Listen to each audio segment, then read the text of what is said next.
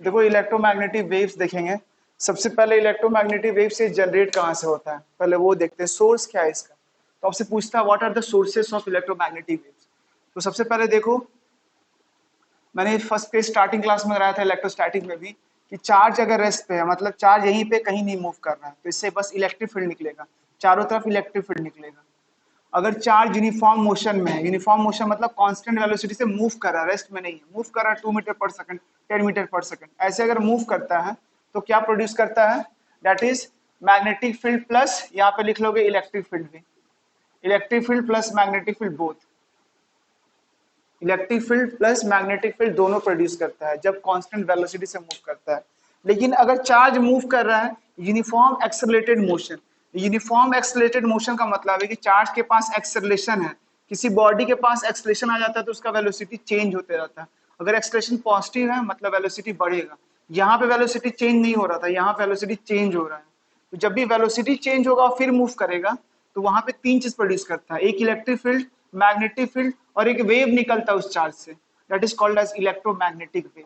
तो पूछेगा what is the source of electromagnetic wave, तो तुम आंसर लिखोगे when the charge is at uniform accelerated motion then electromagnetic waves are produce. एक और तरीका है इलेक्ट्रोमैग्नेटिक वेव प्रोड्यूस करने का, जैसे तुम एक पार्टिकल ले लो, कोई चार्ज पार्टिकल, उससे ना जो इलेक्ट्रिक फील्ड निकल रहा है वो टाइम वेरिंग निकल रहा है, टाइम के साथ वो इलेक्ट्रिक फील्ड चेंज हो रहा है। मतलब एक चार्ज लिया जिससे ना एक ऐसा इलेक्ट्रिक फील्ड निकल रहा है जो कि चेंज हो रहा है टाइम के साथ, तुमने ऐसा क्रिएट करके रखा है।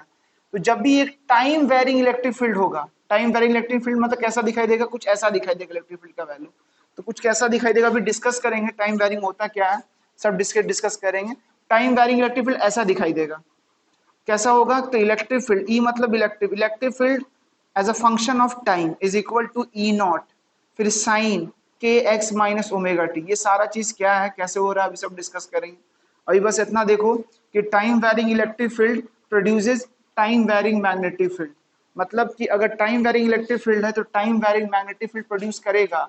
जहां दोनों प्रोड्यूस हुआ, ये ऑटोमेटिक ये प्रोड्यूस करेगा, तो इसके थ्रू भी देखा गया है इलेक्ट्रोमैग्नेटिक वेव्स प्रोड्यूस होता है।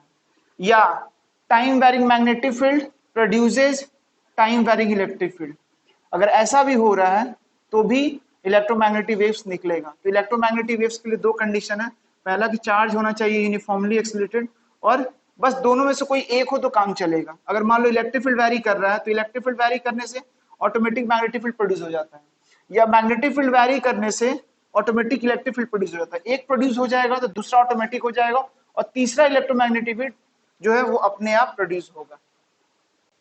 ठीक है, फिर से बता देते हैं। देखो यहाँ पे तो कोई दिक्कत नहीं होगा, ये वाला लास्ट वाला देखो, लास्ट वाले में क्या है ना, टाइम वेरिंग इलेक्ट्रिक फील्ड है। तो टाइम वेरिंग इलेक्ट्रिक फील्ड जो होता है वो तुम्हारा time varying magnetic field produce करता है। मतलब जैसे मान लो ना, जैसे टाइम इक्वल टू 1 सेकेंड है, तो 1 सेकेंड में इलेक्ट्रिक फील्ड निकला, मान लो आ रहा है 2 न्यूटन पर कूलम, फिर time is equal to 2 second, electric field हो जा रहा है 5 न्यूटन पर कूलम, फिर time is equal to 3 second, electric field हो जा रहा है 10 न्यूटन पर कूलम।